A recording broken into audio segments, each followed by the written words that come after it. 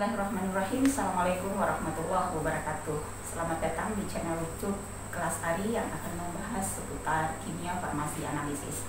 Hari ini kita akan membahas satu tema yang cukup menarik dan penting di dalam dunia kefarmasian, yaitu tentang konsep asam basa.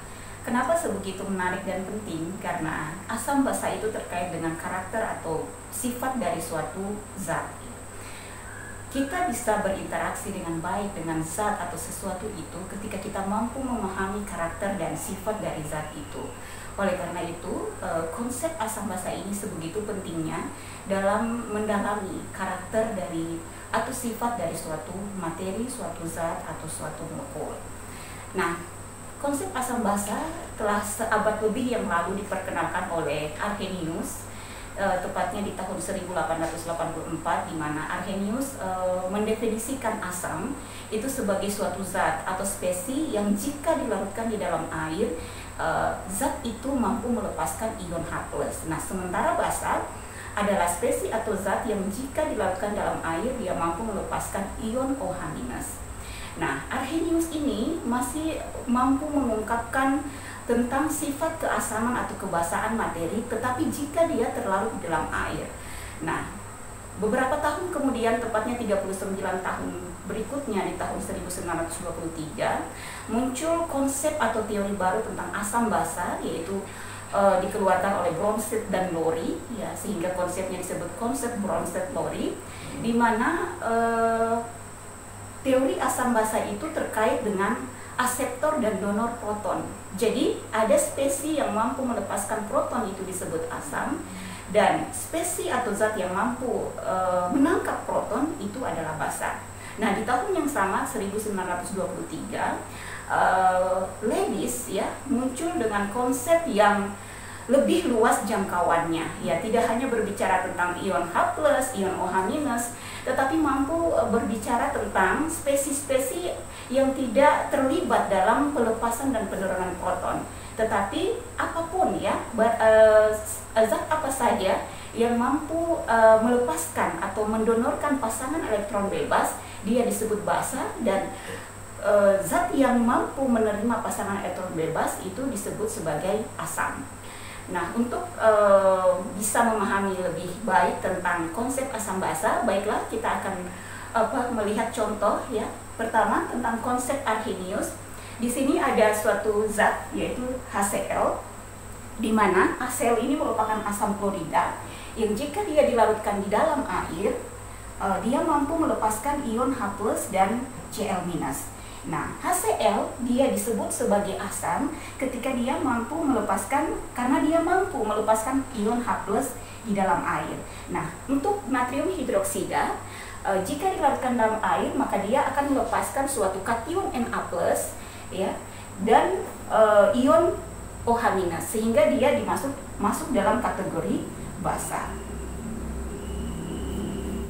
Selanjutnya untuk konsep Bronsted-Lowry. Sebagai contoh, kita mengambil asam asetat ya, CH3COOH, dilarutkan di dalam air H2O, itu akan menghasilkan CH3COO- ditambah H3O+. Di dalam kasus ini, CH3COOH berubah menjadi CH3COO-, berarti ada pelepasan ya, atau ada penghilangan H+ pada CH3COOH sehingga berubah menjadi CH3COO-.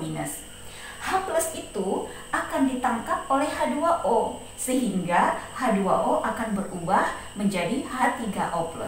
Oleh karena itu, CH3COOH karena dia melepaskan H+, maka dia disebut sebagai asam.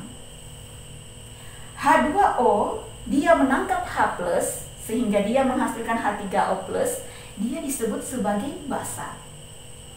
Nah, ternyata uniknya konsep Bronsted-Lowry ini mampu menjelaskan jika reaksi itu berjalan reversibel atau bolak-balik. Nah, ini merupakan reaksi ke kanan ya. Tetapi ketika dia reaksinya balik atau balik ke kiri, maka CH3COO- berubah menjadi CH3COOH, berarti ada ketambahan atau ada penerimaan H+, ada penangkapan H+ oleh CH3COO-. Karena dia menangkap H+, maka dia disebut sebagai basa. Sementara untuk spesies H3O+, dia berubah menjadi H2O, berarti dia ada pelepasan H+. Ya, pelepasan H+, sehingga dia disebut sebagai asam.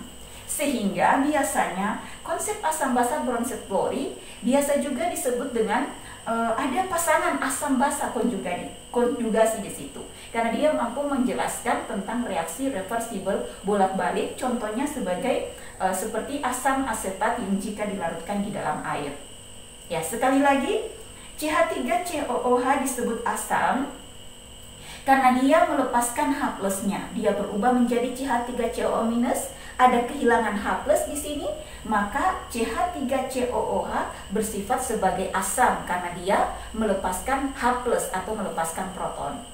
Kemudian H2O, dia akan menangkap proton dari sini sehingga dia akan berubah menjadi H3O+.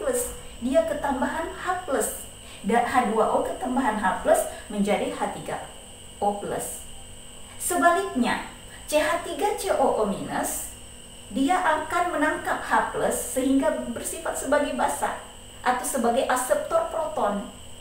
Sementara H3O+ berubah menjadi H2O, dia akan melepaskan H+ sehingga dia disebut sebagai donor proton dan dia bersifat sebagai asam. Ya.